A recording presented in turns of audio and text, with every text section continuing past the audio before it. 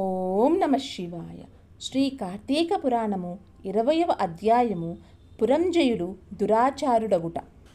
జనక మహారాజు చాతుర్మస్య వ్రత ప్రభావము వినుట పిమ్మట వశిష్ఠునితో, గురువర్య, కార్తీక మాస మహత్యమును ఇంకనూ వినవలయునని కోరిక కలుగుచున్నది. ఈ వ్రత మహత్యము అందలి ఇంకా విశేషములు గలవా అను సంశయము కూడా కలుగుచున్నది. ఈ నా సంశయ నివారణ కొరకు మరిన్ని ఉదాహరణములు వినిపించి నన్ను కృతజ్ఞునిగా చెయ్యమని ఆ మాటలకు వశిష్ఠులు వారు మందహాసముతో, ఓ రాజా, కార్తీక మాస మహత్యము గురించి అగస్త్య మహామునికి అత్రిమునికి జరిగిన ప్రసంగమొకటి కలదు.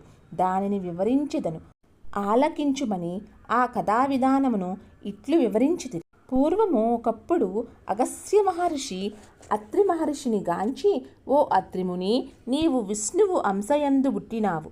కార్తీక మాస మహత్యము నీకు ఆమూలాగ్రముగా తెలియును కాన దానిని నాకు వివరింపమని కోరెను. అంత ఆత్రి మహాముని విని, కుంభసంభవ, నీవడిగిన ప్రశ్న వాసుదేవునికి ప్రీతికరమగుటచే ఉత్తమమైనది. కార్తీక మాసముతో సమానమగు మాసము, వేదముతో సమానమగు శాస్త్రము, ఆరోగ్య సంపదకు సాటియగు సంపద లేదు. అటులనే శ్రీమన్నారాయణు కంటే వేరే దేవుడు లేడు.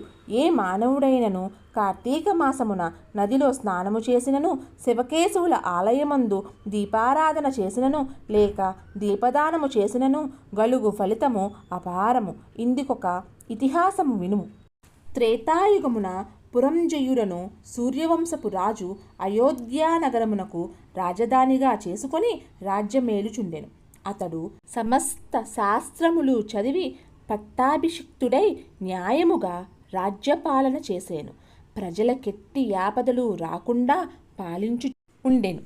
అట్లుండా కొంతకాలమునకు పురంజయుడు అమిత ధనాస చేతను, రాజ్యాధికార గర్వము చేతను జ్ఞానహీనుడై, దుష్టబుద్ధి గలవాడై, దయాదాక్షిణ్యములు లేక దేవ బ్రాహ్మణ మాన్యములు లాగుకొని పరమలోభి అయి చోరులను జేరదీసి వారిచే దొంగతనములు దోపిడీలు చేయించుచు, దొంగలు కొల్లగొట్టుకొని వచ్చిన ధనములో సగము వాటా తీసుకొనుచు ప్రజలను హితావహులను చేయుచుండెను.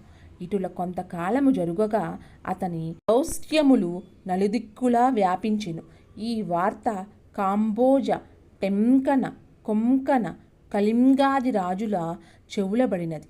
వారి తమలో తాము ఆలోచించుకొని కాంబోజరాజును నాయకునిగా చేసుకొని రథ, గజ, తురగ, పదాది సైన్య బల్వానితులై రహస్య మార్గము వెంట వచ్చి అయోధ్యానగరమున ముట్టడించి నలువైపులా శిబిరములు నిర్మించి నగరమును దిగ్బంధనము చేసి యుద్ధమునకు సిద్ధపడి అయోధ్యానగరమును ముట్టడించిన సంగతి చారుల వలన తెలుసుకొని పురంజయుడు తాను కూడా సర్వసన్నిద్ధుడై యుండెను. అయినను మొదటి పక్షము వారధిక బలాన్వితులుగా ఉండుట వలన తాను బలహీనుడుగా ఉండుటయు విచారించి ఏమాత్రము భీతి చెందక శస్త్ర సమన్వితమైన రథమెక్కి సైన్యాధిపతులను ఉరికొల్పి చతురంగ బల సమేతమైన సైన్యముతో యుద్ధసన్నుతుడై వారిని ఎదుర్కొని బేరీ మ్రోగించి సింహనాదమును గావించుచు మేఘములు గర్జించునట్లు హుంకరించి శత్రు సైన్యములపై బడెను. ఇట్లు స్కాంద పురాణాంతర్గత వశిష్ఠ ప్రోక్త కార్తీక మహత్యమందలి